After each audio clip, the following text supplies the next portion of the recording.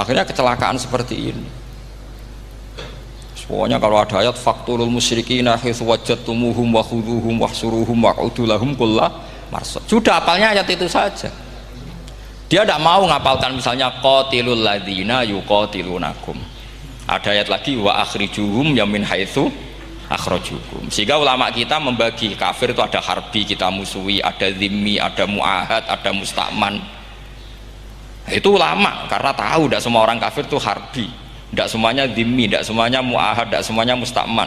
Kalau harbi oke, kita perang, kalau zimmi ya kita bina, kalau muahad ya sesuai perjanjian kita, kompensasinya apa, MOU-nya kayak apa. Tapi apalnya mereka ayat satu tema. Nah celakanya kita yang ngaji di pondok-pondok yang katanya spesialis ingin alim tafsir, apalnya ya satu ayat juga. Wah itu kan satu ayat versus satu ayat, itu ngeri. Makanya kalau sampean tanya saya, ini katanya di acara ini sampean tanya gimana caranya jadi ahli tafsir, saya jawab gampang. Benar itu hafal Quran, hafal hadis, terus hafal ulumul Quran. Ya misalnya Nadoman ya Faidul Khobir lah, kalau kitab Nasar ya minimal itu setengah lanya itkon lah, kalau nggak lanya-lanya amat ya agak lanya.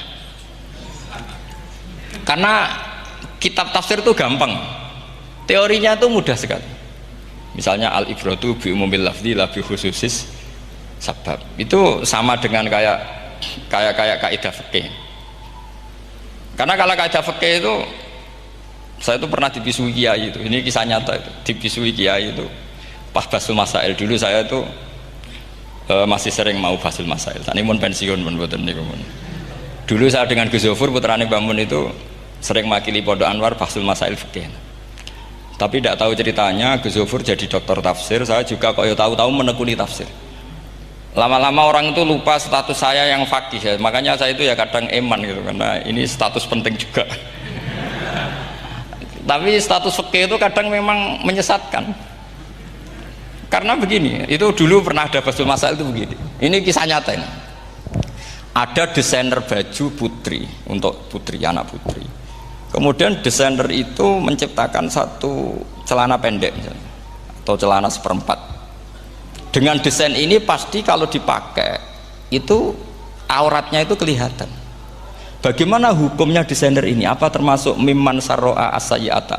Karena terjadi kasfil aurat. Apa enggak? Rata-rata kalau kiai yang khusyuk-khusyuk, yang sepuh-sepuh, desainer itu so gara-gara tren pakaian ini mau itu buka aurat. Tapi saat kiai-kiai alim yang muda-muda, entah saking belingnya, entah saking pinternya, tidak tahu. Bilang begini, Pak Yai, yang didesain apa? Ya celana itu. Lalu celana itu fungsinya nutupi apa buka aurat? Ya nutupi. Lu kan lumayan urun nutupi. Kalau haram ya dicopot, lu kan malah parah itu.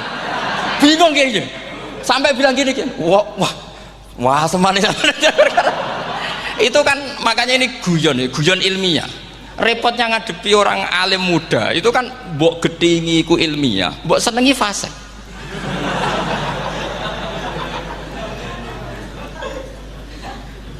Ketika kiai yang khusyuk tadi tak tanya, kalau desainer katok seperapat, paham gitu? Kau coba yang celana dalam terlalu vulgar gitu, paham gitu? Nggak, rok saja lah, rok mini misalnya, rok selutut. Sampean jangan ngeres ya, yang rok selutut misalnya. Rok selutut itu desainernya kena hukum haram enggak? Sampean jawab saja. Oh haram dari kiai sepuh, karena dengan desain itu misalnya lututnya kelihatan. Tapi pertanyaannya kiai muda saya masih ingat betul, saya tanya. Lalu fungsi pakaian itu apa Pak Yai? Fungsi itu kan tetap nutupi sebagian aurat. Kalau Anda haramkan, barang haram itu harus dihilangkan. Nah, itu. Sampai kiai itu setelah acara itu manggil saya.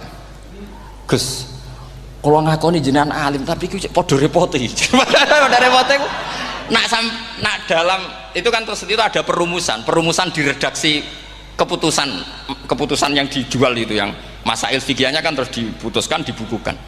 Kalau redaksinya halal Gus, nanti orang pakai rok semua. Dan saya balik bantah, kalau redaksinya haram orang nggak pakai rok malah. Akhirnya itu apa? Kebijakannya lucu. Buak we Gus, pertanyaan itu buak sak jawabannya oke. Jadi kita debat tidak jadi. Ini cerita ya, cerita ilmiah. Makanya sampai tidak wajib anut saya ini terlalu ilmiah, jadi tidak baik untuk kehidupan kesalian, kurang baik. Jadi ini, tapi ini ilmu, tetap kaidahnya fikih ma la yudraku kullu la yudraku kullu. Jangan kalau tidak bisa nutupi aurat semua lalu jangan sama sekali. Lho kan kaidahnya kan gitu, ma la yudraku kullu la yudraku kullu. Misalnya Anda punya tetangga nggak mau pakai jilbab, nggak mau pakai pakaian muslimah, kamu tidak boleh bilang munisan rakambinan, tidak bisa. Malayu trokukullu layut napa malayu trokukullu nu layut troku napa kullu. Makanya ini kita harus hati-hati. Nah bayangkan sekarang orang meneliti Quran itu yutrokukullu. Mestinya kalau Anda meneliti radikalisme, ayat yang terkait radikalisme diteliti semua. Ternyata di surat Taubat yang disebut suratus Saif, yang bahkan haram baca bismillah, itu ada ayat wa in ahadum minal musyrikin astajaraka fa'ajirhu hatta yasma'a kalam Allah summa ablighu ma'mana. Muhammad, kalau ada orang kafir mau belajar Quran sama kamu, ya harus kamu pelajari hatta yasma'a kalam Allah. Setelah mereka mau belajar, ya ablighu ma'mana, summa ablighu ma'mana, kamu harus menjamin keamanan dia. Itu di surat Taubat, termasuk akhiru suratin nazalat, gak mungkin terjadi mansuh. Tapi orang-orang ekstremis selalu pakai faqatulul musyrikin haitsu, apalan itu terus. Yang orang liberal yang menaparin la ikraha fiddin, ya sudah seperti itu. Sing orang-orang ora tegas, ora tau nahi mungkar, ya ma arsalnaka ila rahmatal lil alamin, ngono terus. Yang kelompok tukang nahi mungkar ya ayatnya amben nahi mungkar. Saya tuh heran, kenapa mereka punya masalah dengan hafalan kayaknya. Kenapa sih hafalannya kok pedot itu? Kita yang hafal semua bingung jadi akhirnya kita yang pinter anut sing goblok. Karena saya tuh pernah debat sama orang salaf, debat gitu. Setelah saya mengutarakan sekian hadis, ada tuh Pak hadis itu, waduh, harusnya kamu ngaji saya, ada debat tuh yang level, kalau nggak level tuh nggak boleh gitu. Itu kan ngeri. Makanya ini penting ya, kalau sampean tanya ingin jadi alim tafsir ya harus hafal Quran semua. Nah, kalau tidak mungkin yang nunggu orang semua mati baru Anda jadi ahli tafsir, karena tidak ada musuhnya. Tapi saya pastikan orang kafir pun bisa memahami Quran, yaitu tadi hatta yasma'a kalam Allah. Sayyidina Umar itu masuk Islam tuh gara-gara dengar adiknya baca Toha, ma anzalna alikal Qur'ana litasqa illa tadhkiratal liman yakhsha tanzilam mimman khalaqal arda was samawati ula ar-rahmanu alal arsis tawa. Itu dia ma huwa bikalamil basar, tidak mungkin seperti ini karangan manusia, itu tidak mungkin. Akhirnya dia Islam. Banyak orang Islam karena diperdengarkan Quran, karena memang notnya sudah unik, makna kualitasnya juga sudah unik, semuanya itu unik, indah. Sampai sekarang pun orang kafir itu orang paling tahu Quran. Makanya Allah mensifati orang kafir itu hasadam min indi anfusihim mim ba'di ma tabayyana lahumul haq. Sekarang sama saya tanya, orang sing tabayyana lahumul haq itu orang paham apa orang tidak paham? Mereka orang kafir itu mengingkari Quran, padahal mim ba'di ma tabayyana lahumul haq, setelah kebenaran nyata bagi mereka. Nyata bagi mereka artinya orang kafir paham apa tidak paham? Paham. Cuma mereka punya penyakit hasadam min indian. Mereka juga kalau ada ayat tentang ahkam yang memberatkan, mereka bilang i'ti bi Qur'anin ghairi hada au badil. Muhammad harusnya jangan tema itu yang diangkat, bu, cari Quran yang lain yang enggak tema itu. Mereka sampai memilih tema itu karena paham apa karena tidak paham? Karena paham. Makanya di makalah saya pastikan ngaji tafsir itu gampang, karena orang kafir pun bisa. Kalau kasus Ahok itu bukan paham itu melintir, beda, paham sama melintir itu beda. Itu diterjemah kemenang tuh jangan mengangkat kawan orang Islam, bukan ngangkat pemimpin. Ya likinya kalau ngangkat teman saja tidak boleh, apalagi ngangkat pemimpin. Fatal mana berteman sama orang salah sama ngangkat. Saman kancanan maling itu apik nak menawa nang andani terus ngangkat, "Hei maling ke pimpinanku." Parah mana? Parah mana? Artinya sama saja ketika diterjemah jangan ngangkat teman, sebetulnya ngangkat pemimpin lebih fatal. Itu kan mafhum awlawiyah, itu kan normal saja. Itu di Quran biasa, misalnya innalladzina ya'kuluna amwalal yatama dzulman, orang yang makan hartanya anak yatim secara zalim. Kamu bilang, Gus saya tidak makan kok, sepeda motornya tak gasap, tak jual. Yang diharamkan kan makan. Wah ya sarap kalau gitu. Maknanya begini, memakan harta anak yatim artinya ifsad. Ifsad itu merusak. Nak ngono ikhraq, membakar atau mencuri sama dengan makan, bal asad, malah kan lebih apa? Lebih apa? Dasar. Jadi yakuluna di situ tuh ba'dul amsilah, sebagian contoh min wujuhil ifsad atau min wujuhil ihlak. Jangan kok karena ayatnya makan, oh yang haram tuh makan, kalau nyuri gak apa-apa. Waya fata. Itu kan sama dengan santri geblek dikandani kiai ini, "Cung, kowe mbek bojomu jogeman naboi." Suatu saat istrinya lapor lagi, "Pak Yai sekarang ndak naboi tapi nyadui." Karena naboi itu pakai tangan. Mereka pertama dilaporkan kiainya, "Pak Yai, suami saya itu sering memukulin saya pakai tangan gini. Cung jogeman naboi bojomu." "Nggih Pak Yai, siap." Suatu saat istrinya lapor, "Pak, tetap benjut, kenapa? Kalau nak ini disadui." Mereka pikirannya, sing haram nabok, nak nyaduk halal. Wah itu kan ngajak goblok bareng. Nah masalahnya di usul fikih kasusnya seperti itu. Makanya saya ini kadang ya maliki sekali. Kadang saya itu maliki sekali. Kadang ya. Misalnya begini, saya beri contoh. Ini yang kisah nyata ya. Ada seorang Arabi datang ke Rasulullah. Ya, tadi kan teman-teman minta juga ilmu hadis ya. Ini satu paket saja. Itu tadi nanti kalau sampean kasih lalim ndak itu sudah ada urusan saya tadi. Nunggu orang mati banyak tadi itu. Kalau nggak usah nunggu orang mati, sarannya tadi apal tadi. Ya Rasulullah ahlak tuh. Saya ini orang yang rusak. Wa ma ahlakaka. Lalu yang bikin rusak kamu apa? Qol waqatu imroati fi nahari Ramadan. Saya menjima istri saya ketika masih siang. Fi nahari Ramadan, siang Ramadan. Walhasil Nabi tidak menyuruh hanya kodok, tapi menyuruh kafaroh. Kafarohnya itu merdekakan budak atau memberi makan 60 orang miskin atau puasa berapa? Puasa 60 hari. Atau urut merdekakan budak atau puasa 60 hari atau memberi makan sitina miskin. Oke, kita sepakat. Sepakat ya, hadis itu sahih dan diulang-ulang oleh ashabus sunan.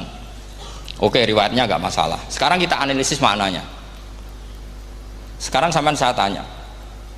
Kalau Anda misalnya sekarang jam berapa ini? Misalnya sekarang jam 9 kurang seperempat Ramadan, terus Anda rokok atau Anda ngopi, kepengen ngopi terus ngopi tanpa udhrin syar'iyyin. Anda hanya wajib qadha apa bayar kafarah? Ndak sampean jawab. Rata-rata kiai kita, oh mau wajib qadha Gus karena gak jima. Sing seru kafarah itu nak jima. Kan ngombe kopi be jima beda. Pertanyaannya tuh lucu, ini naik secara fikih masalah. Masalahnya begini. Jima bojo itu tidak zina. Jima bojo itu zina apa enggak? Enggak. Berarti dengan makan bedanya apa? Sama kan? Sama-sama amrun mubah. Sesuatu yang boleh. Kenapa hukumannya berat? Makanya kata Imam Malik, enggak itu nilainya. Nilainya adalah hadku hurmati Ramadan bi ghairi udhrin syar'iyyin. Makanya kata Imam Malik, siapapun yang makan fina hari Ramadan, iftar apapun fina hari Ramadan bi ghairi udhrin syar'iyyin, maka hukumnya sama dengan jima fina hari Ramadan. Karena sama-sama ihlak ifsad hurmata Ramadan bi ghairi udhrin syar'iyyin. Loh enggak, ini ilmiah. Kamu udah harus cocok, tapi otak kamu harus percaya. Loh iya kan beda kan? Saya secara nafsu tidak cocok, cek berarti. Tapi ilmiah saya setuju. Kalau kiai ngandani itu kan pasti pakai badul amsilah, kan nggak mungkin semua contoh disebut. Cong penak melaku jogeman delok wedok iku mari setan. Mboten delok Mbah, nyekel. Lho malah parah to. Ndak bisa. Makanya ini masalahnya lafaz. Ini kembali ke Imam Syafi'i bilisanin Arabiyyim mubin. Ketika seorang kiai bilang cung jogeman delok cawe itu adalah mengungkapkan al-muharramat, bukan mentaksis yang haram itu hanya melihat. Saya ulang lagi ya, ketika seorang kiai bilang cung jogeman delok wedok sing haram, itu semangatnya adalah melawan keharaman, bukan mentaksis yang haram hanya delok. Itu di Quran normal semua, di semua lugat ya biasa. Itu kan sama seperti misalnya seorang mbah ngasih uang cucunya, "Cung, tak kei duit 100.000. Cung nggo tuku es." Terus kowe muni ngono. Nah ragu tuku es haram iki kan ngongkone tuku es. Lah kepen putumu mati kan nyeben 100.000 nggo tuku es. Ya mulai dulu istilahnya nak mbah ngekeki putu cung 100.000 nggo tuku es. Cara wong kuno. Nah, maksudnya itu pokoknya umumnya cah cilik senane es menyebut. Ya sudah seperti itu. Sama seperti Quran menghentikan begini. Ini memang salate yang fikih dulu, yang pokok-pokok. Di antara yang enggak boleh dikawin adalah wa antasma'u bainal ukhtaini illa ma qad salaf. Kamu enggak boleh menikahi Sri dan Zainab, kakak beradik. Sudah sepakat nggih? Fi nikahin wahid enggak boleh al jam'u bainal ukhtain. Jadi mbaknya kamu kawin, adiknya kamu kawin fi nikahin wahid. Tapi nak ngeduni boleh, berarti kan dengan waktu yang berbeda. Quran hanya menyebut itu.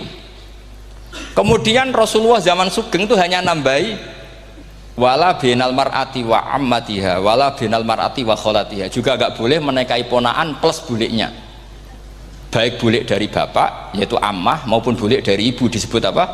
Kholah. Kemudian ulama fikih merasa ada yang kurang, ditambahi lagi.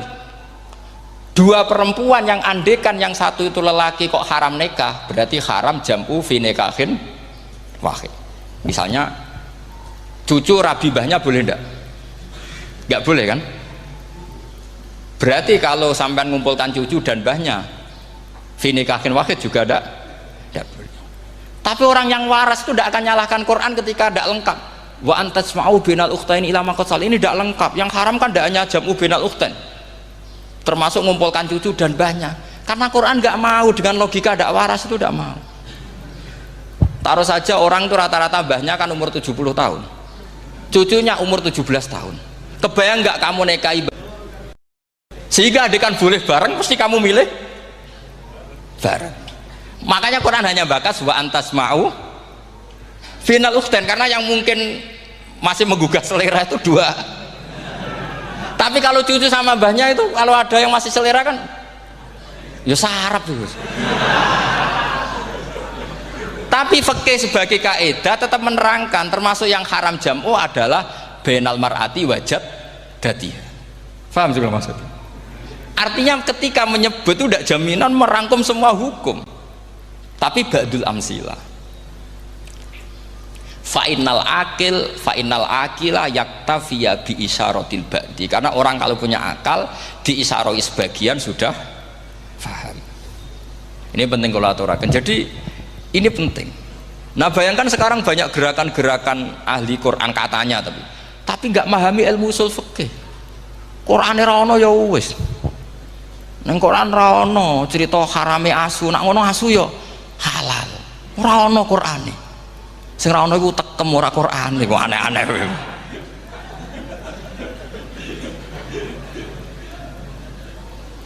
Itu kan sama. Terus sampean misalnya tadi jam 09.00 Ramadan tambah uzurin syariyin terus mangan mie rokokan, itu kan melecehkan Ramadan biguri uzurin syariyin, karena melecehkan hurmata Ramadan kena sanksi separah itu.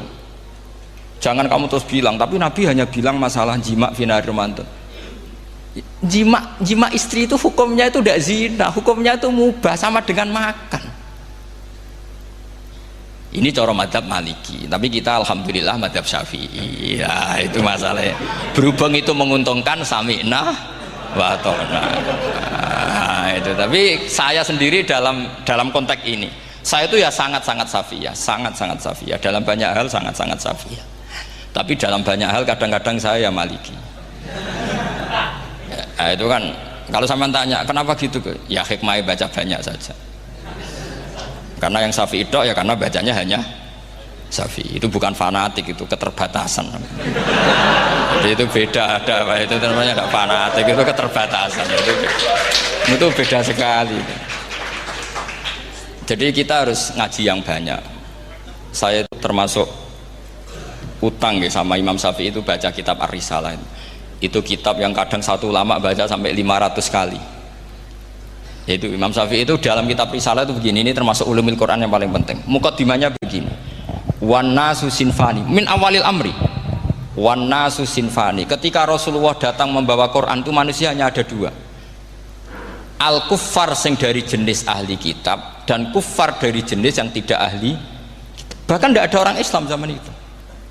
Pertama Nabi jadi Nabi itu adakah pendengar yang Muslim? Kan tidak ada. Semuanya ahli kitab. Makanya susah kalau Quran kamu analisis korbannya orang Islam tuh, kata Ibnu Umar tuh lucu. Dulu tuh mukhatabnya tuh orang kafir, jelas kuliah ayyuhal kafir. Ya ayuhan nasu ubudu rabbakum alladzi khalaqakum. Jelas orang kafir. Karena orang Islam nggak mungkin dikhatabi ubudu rabbakum. Makanya Imam Suyuti kalau nafsiri itu ngeper ubudu rabbakum wahiduhu. Tapi kalau mukhatabnya orang Islam dawimu alal ibadah atau dawimu alat tauhid. Karena dia tahu kalau mukhatabnya orang kafir ubudu ya masih wahidu. Kalau sudah Islam kok dikhitabi ubudu mudawamah alal ibadah. Itu saking alimnya Imam Suyuti. Ini saya teruskan. Kalau mukhatabnya itu orang kafir ahli kitab, itu kemungkinannya ya dua cara mereaksi Quran. Yaitu disebut lam yakunil ladzina kafaru min ahlil kitabi wal musyrikina munfakina hatta ta'tiyahumul. Jadi lam yakunil ladzina kafaru, jelas kafaru itu umum.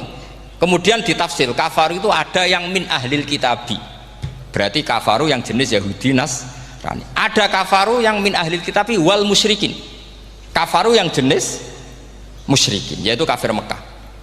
Karena cara kaidah nahwu al atfu yaqtadi taghayyur, kalau ada ataf pasti konteksnya beda. Ja'a Zaidun wa Amrun, berarti Zaid ada Amar, Amar ya ada Bakar. Karena Ja'a Zaidun wa Amrun wa Bakrun, pasti orang ini berbeda. Tidak boleh orang yang sama kamu pakai ataf. Ini sudah clear ya ini ya.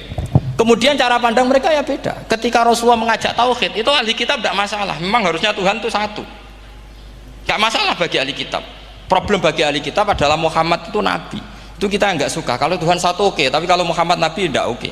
Kita bisa jadi nabi, kata mereka, karena mereka merasa nasabnya sampai Ibrahim. Sementara zaman itu mereka sanksi Muhammad itu nasabnya konti, gak jelas. Ini penting kalau aturakan. Sehingga dalam konteks ini Allah menjawab ahli kitab dulu. Ini itu disebut Muhammad itu nasabnya jelas. Ini itu fihi ayatum bayinatum maqamu Ibrahim. Ini saya dengarin. Ibrahim itu jelas pernah ke Mekah. Bukti Ibrahim pernah ke Mekah adalah jejak kaki Ibrahim di makam apa? Makam mereka, artinya buatan kuburan, buatan jejak kaki Ibrahim ketika bangun Ka'bah. Fihi ayatum bayinatum maqamu Ibrahim. Pun. Kalau Ibrahim pernah di Mekah, artinya beliau pernah nikah di Mekah. Paling tidak punya dzurriyyah di Mekah. Jadi Ismail dibawa ke Mekah. Jelas ayatnya wa idh yarfa'u Ibrahimul qawaida minal baiti wa Ismail. Ini dengarin ya. Sebab itu saking alimnya berjanji itu beliau tahu betul masalah utama Rasulullah Muhammad adalah disangsikan nasabnya. Sebab itu kitab berjanji pertama cerita setelah dia alhamdulillah macam-macam awalu ma'anab tadi saat terus dia bilang wa ba'du fa'akul huwa Muhammad bin Abdillah bin Abdil Muttalib. Saat terus ya wa ba'du wa Muhammad bin Abdullah bin Abdil Muttalib wasmu syaibatul hamdi humitat khisaluhus saniyah. Saat terus Ibnu Qusayn, saat terus summiya bi Qusayn litaqasi fi biladi qudu'atal qasiyah. Karena dia tahu yang masalah bagi Rasulullah itu adalah masalah nasab bagi mereka loh, bagi mereka yang kafir. Terus beliau ngendikan ditutup wa adnanu bila raibin indadawil ulumin nasabiyah ila dhabihi Ismaila nisbatuhu wa mun. Jelas saya Adnan itu pasti puter cucu-cucunya Nabi Ismail. Karena orang Yahudi yang disoal Muhammad itu, kamu itu siapa kok tahu-tahu Nabi? Kamu orang Arab itu tidak pernah ada Nabi. Yang Nabi itu normalnya orang Israel, yaitu turunan Yahudi, karena Yahuda bin Yakub bin Ishak bin Ibrahim. Akhirnya Allah membuktikan fihi ayatum bayinatum maqami. Bukti kalau Ibrahim pernah di Mekah adalah jejak kakinya di Mekah, yaitu dekat Ka'bah. Ini jawaban Allah yang tentang ahli kitab, karena sudah jelimet. Ada ilmu ansab, ada ilmu nasab, ada polemik kitab samawi. Kalau kafir Mekah ini goblok-goblok. Ketika Rasulullah pakai teori tauhid, orang kafir Mekah itu sangat gobloknya bilang gini, Muhammad, kita ini urusannya banyak, utang kita banyak, kasus saya banyak. Kok Tuhannya satu itu tidak cukup? yaitu mereka mengatakan aja'alal alihata ilahau wahida inna hadza la syai'un ujab. Bagaimana Tuhan hanya satu, urusan kita banyak, masalah kita banyak, Tuhan nggak boleh satu, harus banyak sejumlah urusan kita. Ada Tuhan BPKB, Tuhan macam-macam lah, ada Tuhan kredit, Tuhan kas, macam-macam lah kan, sesuai sebanyak urusan kita. Mereka tanya aja'alal alihata ilahau wahida, masa Tuhan satu, inna hadza la syai'un ujab. Ini aneh.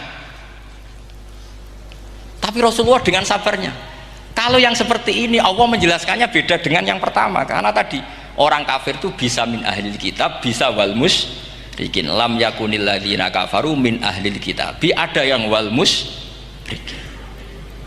Semuanya ini tidak pernah munfakina hatta ta'tiyahumul bayyinah. Mereka tidak pernah tercerabut dari pikiran mereka, dari mainstream mereka, sampai ada bayyinah. Bayyinah itu kejelasan kebenaran atau benar yang begitu jelas. Itu siapa? Rasulun minallah yatslu suhufam mutahhar. Akhirnya Nabi sabar. Saking sabarnya Nabi itu ngomong gini, ya di khalayak umum, mukhatamnya ya kafir semua. Hei saudara-saudara kami suku Quraisy, kita ini sebangsa. Nabi tanya, Muhammad, ajaran kami itu benar karena kamu itu orang yang kita percaya, tapi kali ini Anda aneh karena ngajak satu Tuhan. Itu tidak mungkin, urusan kita banyak, satu Tuhan juga mungkin, Tuhan harus banyak. Kita punya 3 aja kurang banyak kan, banyak punya Lata, Uzza, Hubal. Rasulullah dengan sabarnya ngendikan gini, hei kaumku, kalau kamu jadi pembantu, jadi buruh, senang mana punya majikan banyak sama majikan satu. Kalau majikannya banyak, itu perintahnya beda-beda, seleranya semua harus kamu lakoni, semua harus kamu taklui karena kamu harus nurut.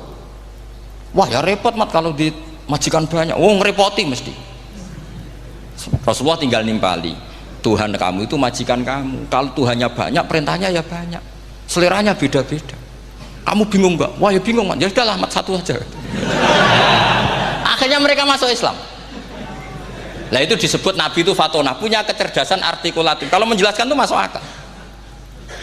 Nah itu disebut dorobawahu matalar rojulan fihi syuraka'u mutasyakisuna wa rojulan salamal lirojul hal yastawiyani masalah alhamdulillah.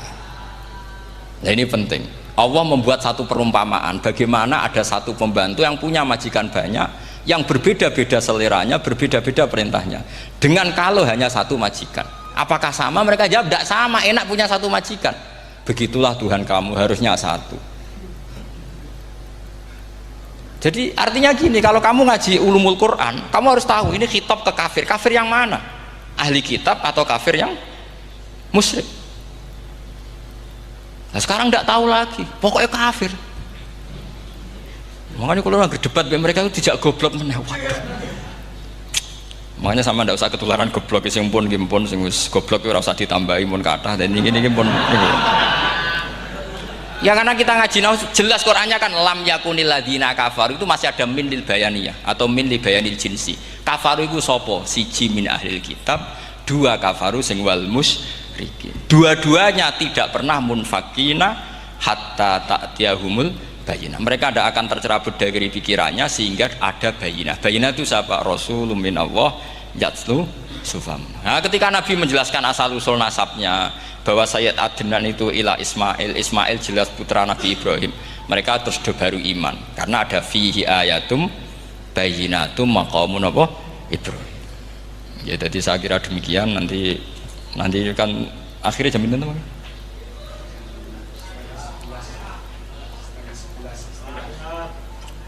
Oh niki jam pinten istiwa. Nggih terus saya pikir niku nggih. Kalau misalnya tadi ada tanya jawab, ya tanya jawab carane ngalim saja kan, itu lebih realistis. Karena kalau sampean iskal, misalnya saya iskal dengan ini kan malah bingung kan. Kalau kamu terkenal pinter, iskal kita gobloke. Nah wis pinter kok iskal gitu. Jadi saya niru ilmunya Abu Nawas. Abu Nawas sudah bisa pidato, nggak bisa pidato. Suatu saat dipaksa pidato sama khalifah itu. Hei para hadirin, kamu pinter apa goblok? Nah mereka pinter, mau ngandani wong pinter, terus pinter kok ngandani gitu. Akhirnya hadirin itu kan karena seneng sama Abu Nawas itu seneng. Ya sudah Abu Nawas, kalau gitu kita goblok. Aku mau mengambil wong goblok. Akhirnya terus wassalamualaikum warahmatullahi wabarakatuh. Jadi itu Abu Nawas juga bisa pidato, tapi dia tahu saja caranya menyelesaikan masalah. Jadi itu Abu Nawas. Jadi ya orangnya kacau tapi cerdas itu, makanya jadi guyonan. Sebenarnya Abu Nawas itu figur yang nyata, tapi tidak senaif yang diceritakan orang-orang di anekdot itu. Ya, beliau itu orang soleh ketika era Harun ar-Rasyid. Tapi ya tadi karena banyak cerita yang macam-macam. Ya, Abu Nawas itu makanya ini cerita anekdot. Jadi riwayatnya nggak jelas tapi lucunya jelas. Jadi itu. Dia itu mangkel punya tetangga profesor ahli astronomi. Adik ini aku mau iso omong tok. Abu Nawas mau pinter molak-malik omong kan masyhur itu, dia cerita hari Senin tanggal sekian lihat Abu Nawas di alun-alun mau terbang. Orang lihat semua itu Abu Nawas itu ya sudah di podium ya gitu-gitu tok. Kok nggak mau terbang-terbang? Ya mau itu ya tidak. Wassalamualaikum warahmatullahi wabarakatuh. Yang bilang Abu Nawas terbang siapa? Abu Nawas mau terbang. Yang namanya mau itu ya tidak.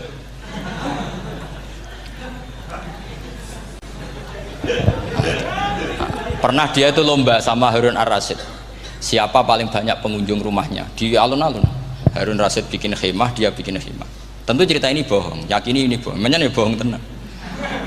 Makanya ini anekdot, hanya guyonan. Harun Rasyid karena dia raja itu ada apel, ada makanan macam-macam. Ya tentu pengunjungnya banyak. Batas akhir itu penilaian jam 12 malam. Abu Nawas tenang, satu pun nggak ada pengunjung, nggak ada makanan, nggak ada apa.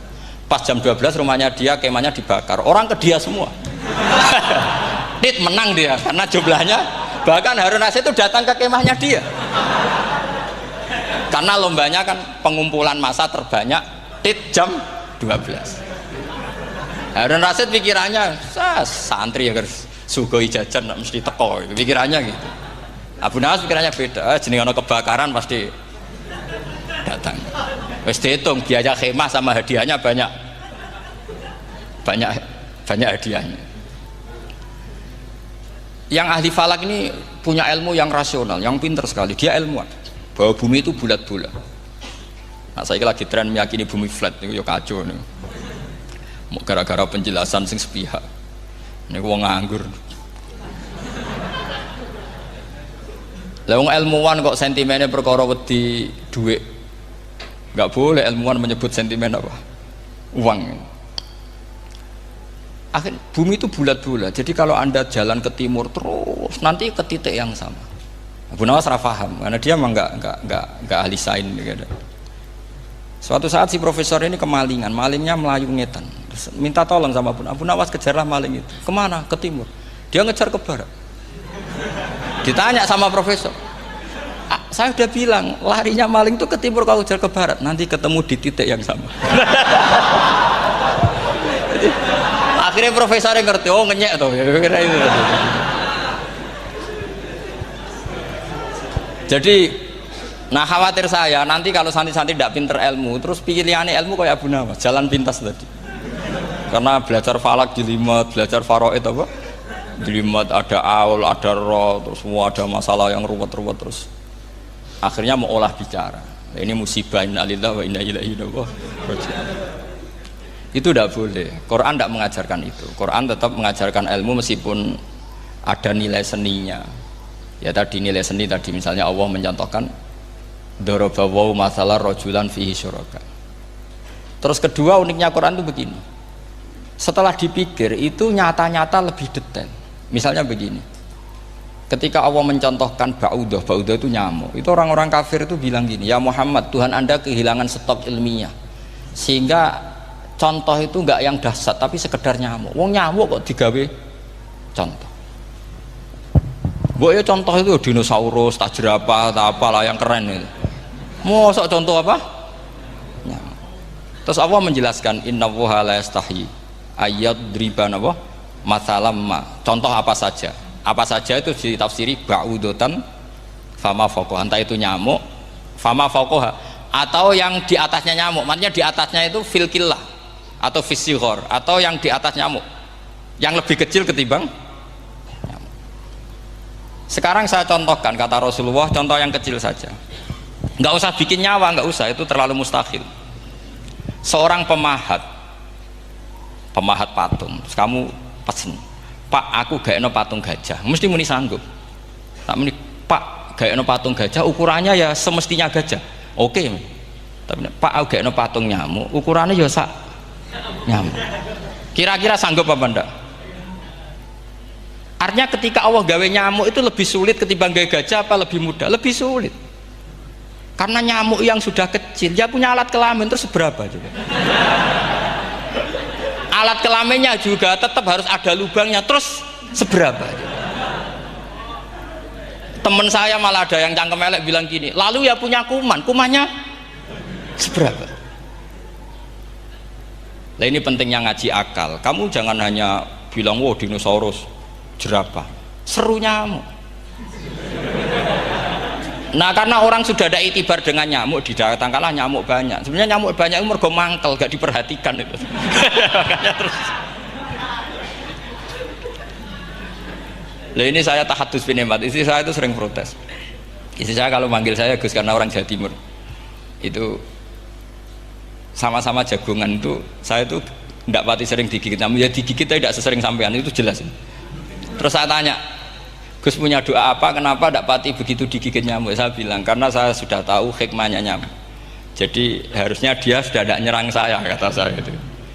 Makanya ini ijazah, agak mandi salah sampean itu. Karena tadi logika yang terbangun gitu. Kalau Allah bikin gajah, melubangi belalai gajah itu masih masuk akal. Bahkan saat kita bikin patung masih bisa. Tapi kata tadi nyamuk itu sudah kecil, harus punya usus, harus punya alat kelamin, harus punya telur. Telurnya juga detail lagi. Ini disebut innallaha la yastahyi ayyadriba mathalam ba'udah. Sehingga ba'udah di mata ahli tafsir, di mata ulama ini contoh yang luar biasa. Tapi di mata orang-orang yang nggak seneng mikir, kok terima nyamuk itu. Makanya saya minta kangkang di sini bisa makan itu harus syukur. Makan itu luar biasa. Saya itu sering nyontohkan di Jogja ini. Saya punya teman sakit, kalau nggak ada obat dari Belanda itu mati. Kalau ini nggak dapat obat bagus dari Belanda atau dari Jerman itu meninggal. Berapa bulan lagi matinya? 3 bulan. Kalau nggak sampai dapat obat mati 3 bulan. Oh masih mandi obat yang di Jogja, apa itu makan atau minum? Kalau orang tidak minum tidak sampai 3 bulan sudah mati. Boy orang itu mikir seperti itu. Tapi kita ini kalau obat dari Jerman, dari Belanda itu hebat. Kalau enggak kita mati sebulan lagi, 3 bulan lagi. Allah bikin obat pada kita tiap hari, yaitu kita bisa makan, bisa minum. Itu kalau sekali nggak makan 5 hari bisa mati sama. Tapi kita karena ngakan itu hal yang biasa, nak duit iso utang terus dianggap biasa. Ini kalau ulama masalah besar. Punya otak seburuk itu tuh masalah besar bagi ulama. Sehingga Allah tidak malu ketika ngendikan kulu wasrobu, tidak malu karena makan ini urgen, sangat penting. Dan Allah tidak malu meskipun Quran itu temanya kelas tinggi, biasa Allah mengatakan jong kueku kulu minta ibadi marusang nakum, kamu makanlah. Karena minum obat itu kebutuhan kita ketika sakit. Tapi kalau makan adalah kebutuhan kita sihatan wasukman, saat sakit maupun saat sehat. Nah, kalau Anda dengan kualitas ini, ketika Allah membicarakan makanan itu Anda akan respect sama Allah karena memang ini urgen betul. Tapi kalau Anda cara berpikir gini, hanya cari goro ibal ilmu yang aneh, yang seru, kamu baca ayat itu akan menjadi biasa-biasa saja. Dan itu masalah bagi mahabbah Anda pada Al-Quranul Karim. Ya saya kira demikian. Terus saya pikir tidak etis ya, kan ini Jumat nanti sing biasa itikaf nanti terganggu. Nanti saya ada ke problem. Ya kalau ada tanya jawab ya saya mohon tadi ya, karena ini zaman akhir saya memang butuh sekali. Kenapa saya mau datang? Satu, hormat Kiai Hanan. Dua, saya memang ingin banyak mufassir lagi, jangan hanya lewat baca terjemah kemudian merasa menjadi ahli apa Quran atau ahli tafsir. Itu musibah besar itu masalah besar itu. Ya pokoknya saya mohon lah ya, setidaknya gitu. Misalnya orang kafir, kamu cari saja orang kafir. Ternyata ada yang harbi, ada yang dhimmi, ada yang mu'ahad, ada yang mustakman. Lalu dalam tarikh ada kafir Yahudi, kafir Nasrani, kafir ahli kitab. Kalau di fikih ada kafir yang lahum kitabun, ada yang tidak lahum kitabun. Kalau yang lahum kitabun disebut ini kitabiyah kholiso, yang tidak itu kan beda-beda di fikih. Boleh nikahnya ndak, khilu dhabihatihim atau tidak, itu kan detail sekali. Makanya saya mohon ini latihan detail.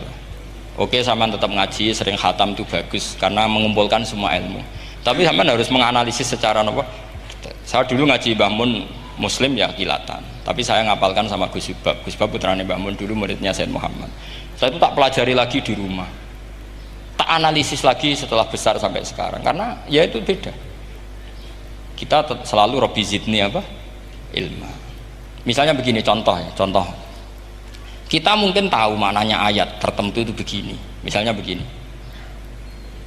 faqula lahu qawlan layyinan la'allahu yatadzakkaru aw yakhsha.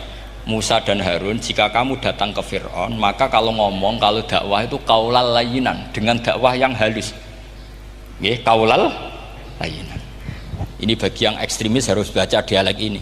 Ini kisah nyata yang diceritakan Habib Zain bin Semit ketika ngarang Al-Manhajus Sawi, juga diulang-ulang di beberapa kitab. Suatu saat ada ustadz corong Jawa Kemelinti datang ke Harun Ar-Rasyid. Harun Ar-Rasyid ini Banil Abbas, termasuk zuriyahnya Abdullah bin Abbas. Karena Harun Ar-Rasyid sebagai khalifah tentu salahnya banyak ya, namanya pejabat pasti salahnya banyak, meskipun kebaikannya juga banyak, tapi salahnya juga banyak. Kalau kita kan tidak pejabat, salahnya tidak banyak, tapi prestasinya juga tidak banyak. Ya kan, misalnya ada tamu Raja Salman, katanya hormat tamu wajib, kamu kan tidak bisa hormat karena dia juga tidak mau dihormati kita kan. Nah terus si ustadz tadi datang begini, saya itu masih hafal teksnya, ya Amirul Mukminin, inni nasihun lak famusyaddidun alaika fala tajidanna ala nafsika fi nafsika aliyya syai'an. Saya ini mau nasihati Anda, tapi saya maaf sekali karena nasihat saya ini kasar sekali. Musyaddid itu kasar, keras.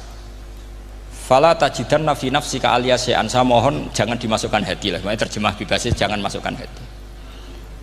Katanya Harun Rasyid langsung marah, uskut ya jahil, kamu itu ustadz bodoh, kamu tidak boleh keras sama saya. Dia masih bantah, saya keras sama Anda karena Anda salahnya banyak. Terus apa kata Harun Ar-Rasyid? Inna wa ta'ala qad arsala man huwa khairum minka ila man huwa syarrum minni wa ma'adzalika qala ta'ala faqula lahu qaulal layyinan. Allah mengutus orang yang jelas lebih baik ketimbang kamu, yaitu Musa dan Harun. Musa dengan ustadz ini baik mana? Tidak, sama jawab saja. Baik Nabi Musa kan? Ilaman huwa syarrun minni. Fir'aun dengan Harun Ar-Rasyid buruk mana?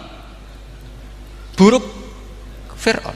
Itu saja masih dengan etika faqula lahu qaulal layyinan. Musa dan Harun kamu harus sopan. Ndak wae Fir'aun wajib sopan, ndak wae aku ra sopan. Nah ini sudah iktibar dari terjemah netral atau terjemah yang datar bahwa Allah ngutus Musa dan Harun ke Fir'aun dan Musa dan Harun diharuskan qaulal layyinan, tapi menjadi energi mafhum yang luar biasa. Nak dakwai Fir'aun wae qaulan layyinan, apa maneh dakwai podo-podo mukmin. Makanya kata Harun Rasyid, uskut ya jahil, inna wa ta'ala qad arsala man huwa khairum minka ila man huwa syarrun minni wa ma'adzalika qala ta'ala faqula lahu qaulal layyin. Ya saya kira demikian, saya kembalikan ke moderator.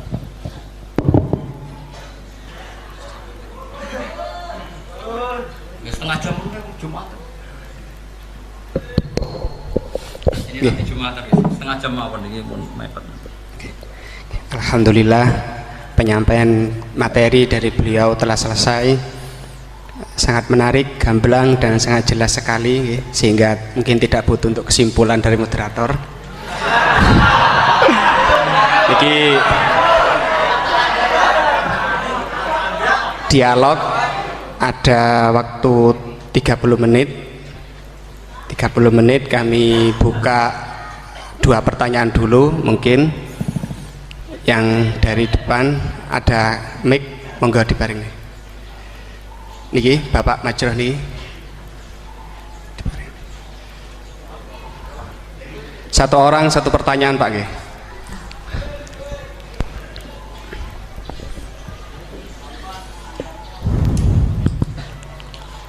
Terima kasih waktunya.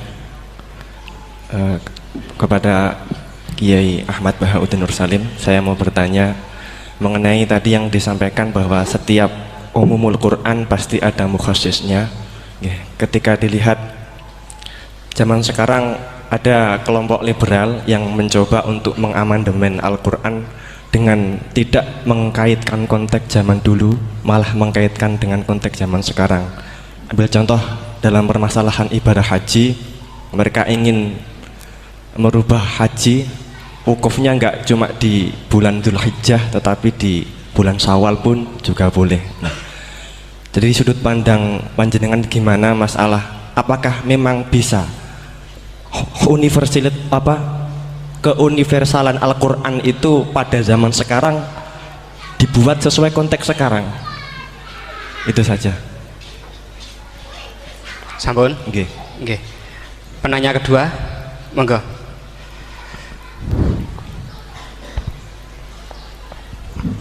Assalamualaikum warahmatullahi wabarakatuh. Waalaikumsalam. Dumateng Yai, ini ada pertanyaan tentang penafsiran Al-Quran berdasarkan ilmu sains. Untuk abad sekarang kita mengenal teori ledakan besar yang sudah sangat populer. Namun walau demikian ilmu ini masih dalam bentuk zon yang wakilnya hakikatnya kita belum tahu dan belum yakin secara pasti. Namun teori ledakan besar ini kemudian disinkronkan dengan Al-Quran dengan penafsirannya bahwa ternyata di dalam Al-Quran itu sudah ada teori ledakan besar. Pertanyaan saya begini, menimbang ilmu teori ledakan besar ini adalah ilmu dzon, ini masih memungkinkan ilmu ini salah, sehingganya penafsiran terhadap Al-Quran ini menimbulkan kekhawatiran, yakni kalau ilmu ini sebenarnya salah kemudian disinkronkan dengan Al-Quran, nanti ada penyalahan dalam penafsiran. Namun sisi lain terdapat kebaikan, yakni ada banyak orang bicara bahwa Al-Quran turun sekian ratus tahun lalu ternyata di dalamnya memuat teori ledakan besar yang baru muncul abad modern ini. Dari penjelasan ini pripun monggo Yai tentang penafsiran berdasarkan ilmu yang masih dzon yang belum hakikatan seperti ini, monggo. Oke, sama namanya. Oh, nggih. Sing pertama Pak Ulil, yang kedua Pak Anwar. Itu sudah sama-sama keren Pak ya. Nggih. Pak siswa. Pak Ulil apa Ulin? Ulil. Pak Ulil. Ulil apa? Ulil Absor. Ini sudah Ulil Absor, sudah bener ya. Itu namanya sudah benar. Nggih. Yang kedua Anwar ya? Kedua Pak Anwar. Enggak, sudah gitu dulu. Cekap dua dulu. Sing pertama mungkin nek jenengan niki pertanyaan yang pertama, apakah keumuman Al-Quran bisa ditaksis sesuai konteks sekarang? Konteks sekarang kekinian niki. Niku pertanyaan yang pertama. Pertanyaan yang kedua, kejadian sains yang sesuai dengan sains, ilmu sains niku apa bisa juga dibenarkan ditafsirkan ke Al-Quran, mengingat ilmuwan-ilmuwan sains sekarang mengatakan bahwa Al-Quran itu banyak yang sesuai dengan sains akhir-akhir ini. Nah, seperti ledakan besar niku kalau diarahkan ke Al-Quran, apa memang sains itu sebenar-benarnya persis dengan Al-Quran atau masih ada kemungkinan nggak sama? Hafal Quran dulu. Buatan apa belum? Tapi hafal juz 30. Nggak betul. Enggak. Ya. Ini rileks saja ya. Memang saya ulang lagi. Memang syaratnya itu hafal Quran tadi. Enggak, karena begini, saya berkali-kali berdebat sama orang-orang liberal. Sekarang saya tanya, mereka kan senang sekali ya mengutip ayat la ikraha fiddin, bahwa dalam agama itu tidak perlu pemaksaan. Sebetulnya ayat itu jelas ada terusannya, qad tabayyana rusydu minal ghayy. Yang benar tentu begitu jelas, terpisah betul begitu jelas, yang benar ya benar, yang salah ya salah. Sehingga kita tidak perlu memaksa orang, misalnya 2 ditambah 2 itu 4, terus kamu paksa, kalau nggak mengatakan 4 tak penjara, itu tidak perlu. Kalau orang waras pasti bilang 2 tambah 2 4, 1 tambah 1 2. Kebenaran la ilaha illallah itu seperti itu, kebenaran yang begitu nyata sehingga tidak butuh dipaksa. Jadi sebetulnya la ikraha fiddin itu konteksnya, karena kebenaran benar-benar sudah punya eksistensi yang nyata, untuk diakui itu tidak butuh pemaksaan. Orang seluruh Indonesia kan bilang 1 tambah 1 itu 2, nggak usah diintimidasi nanti ditangkap Pak Gatot gitu. Ya tidak perlu. Makanya terusannya aja. Lah repotnya sekarang santri-santri kalau pidato khitobiah di pondok-pondok ya diputus kayak orang liberal. La ikroha fiddin. Itu belum wakaf, masih qad tabayyana rusdu minal ghayy. Faham yang saya maksud ya? Sehingga kadang Nabi itu ngendikan secara ekstrim. Misalnya mangqala la ilaha illallah dakhalal jannah. Siapa yang meyakini la ilaha illallah nanti pasti masuk surga. Entah kapan pasti masuk surga. Kalau belum ya antri masih, tapi pasti lah. Terus Nabi sempat ngendikan, itu hadis sahih, wa in zana wa in saraka, meskipun pernah punya masa lalu, zana itu fi'il madhi, pernah punya masa lalu, pernah zina, pernah maling. Itu sampai 3 kali sahabat protes. Tapi saya berkali-kali ngomong di ngaji di Jogja, di Bojonegoro, di rumah ngomong, kebenaran yang absolut, kebenaran yang hakiki tidak bisa terganggu oleh perilaku sosial. Bukan masalah seakan-akan hadis ini membolehkan zina, itu tidak mungkin. Inna wa la ya'muru bil fahsya. Allah tidak akan nyuruh hal yang buruk. Tapi saya beri satu logika, satu analogi. Kalau rektor Al-Azhar kamu tanya, 1 tambah 1 berapa Pak Rektor? Pasti bilang 2. Kamu tanya Amrozi ya bilang 2. Kamu tanya Pak Ahok ya bilang 2. Kamu tanya Anies Baswedan ya bilang 2. Tanya Pak Nusron dia jawab 2. Sama, semuanya jawab 2. Karena kebenaran hakiki pasti absolut.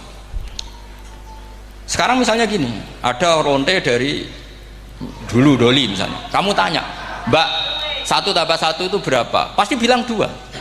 Jangan kamu mentang-mentang imam masjid, saya tak jawab 3, saya kan imam masjid, masa sama dengan lonte? Tidak bisa, kebenaran absolut itu pasti sama. Mbok rektor Al-Azhar sama siapapun ya jawabnya sama. Paham yang saya maksud?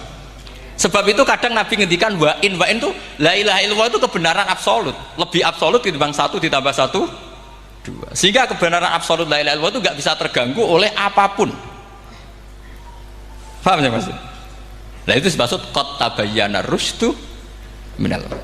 Kita tanya rival politik, Pak Jokowi kamu tanya 1 tambah 1 ya 2, Pak Prabowo ya bilang 2. Bukan karena rival politik. Tadi Pak Jokowi jawab berapa? 2. Ya udahlah 4.